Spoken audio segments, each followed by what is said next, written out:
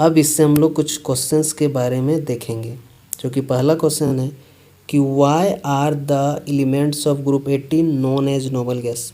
Group 18 के element noble gas के नाम से क्यों जाना जाता है?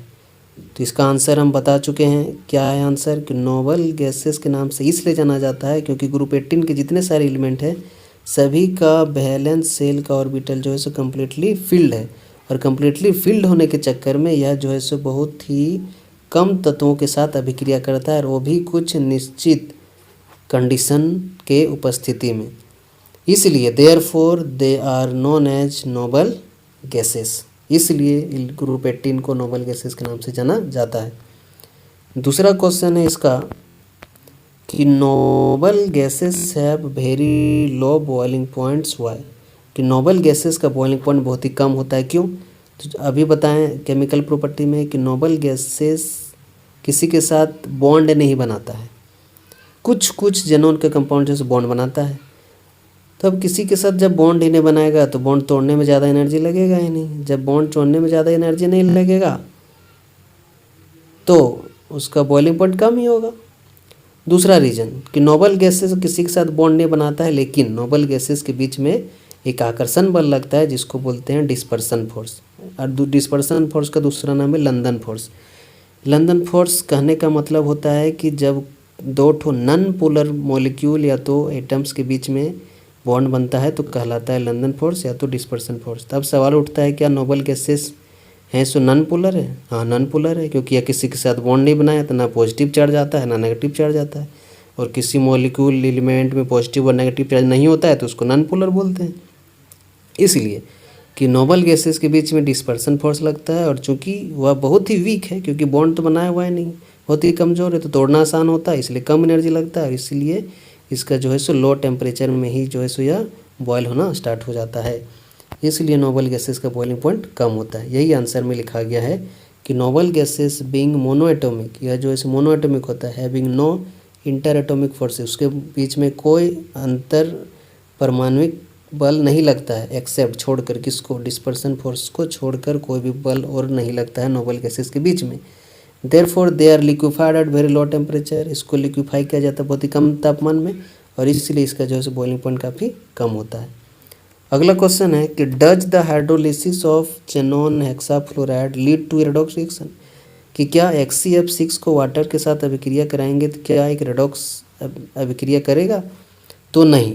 क्यों नहीं करेगा? देख लेते हैं आंसर कि the product of hydrolysis are, कि जब HCF6 को वाटर के साथ अभिक्रिया कराते हैं तो यह बनाता है HCOF4 और HCO2F2, वेयर जहाँ पर oxidation states of all the element remain the same.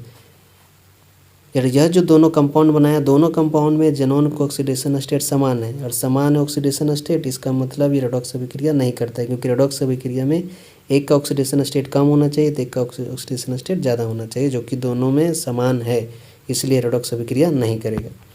उसके बाद अगला क्वेश्चन है जो कि एग्जाम में पूछा जा चुका है कि why is helium used in diving apparatus. कि गोताखोर लोग कि समुद्र के पानी में या तो तालाब में जो गोताखोर लोग एक ऑक्सीजन का सिलेंडर लेकर डूबता है तो उस ऑक्सीजन के सिलेंडर में हीलियम का भी प्रयोग किया जाता है। तो वह हीलियम का प्रयोग क्यों किया जाता है, वही है क्वेश्चन कि why is helium used in diving apparatus. कि गोताखोर लोग डाइविंग एपरेटस में औजार में जो है हीलियम का प्रयोग क्यों करते हैं?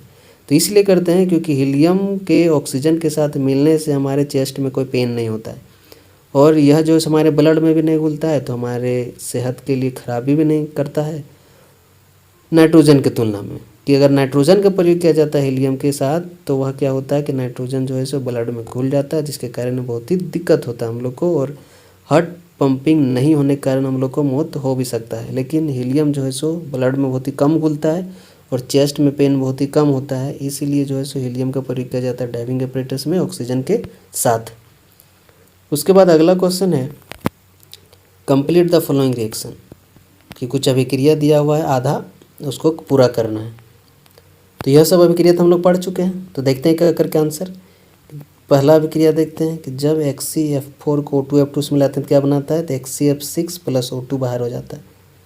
दूसरा अभिक्रिया है कि जब 2HCF2 को 2H2O से अभिक्रिया कराते हैं तो 2Hc plus 4HF plus O2 का निर्माण करता है। उसी तरह से तीसरा है HCF6 को जब 2H2O से मिलाते हैं तो बनाता है HCO2F2 प्लस 4HF। तो यह था आपका टोटल डिस्क्रिप्शन ऑफ किसका, तो नोबल गैसेस। इसमें अगर कोई दिक्कत होता है, पी ब्लॉक एलिमेंट्स में ग्रुप 15, 16, 17, 18 चार ग्रुप्स के बारे में अध्ययन करना था, चारों समाप्त हो चुका है। अब अगर इसमें कोई टॉपिक्स में प्रॉब्लम हो, अगर इससे कोई क्वेश्चन न बनता हो, कहीं क्वेश्चन बैंक में देखे हों या बुक में देखे हों, तो उसके बारे में अब आप लोग जो है सो क्वेश्चन अपना रख सकते हो कि सर यह क्वेश्चन हमसे नहीं बन रहा है, या तो यह जो है सो क्या होगा इसका आंसर, तो बतलाया जाएगा। तो इसके बारे में जो है सो कमेंट में लिखें कि सर इस क्वेश्चन के बारे में जो है सो हम लोग को प्रॉब्लम है।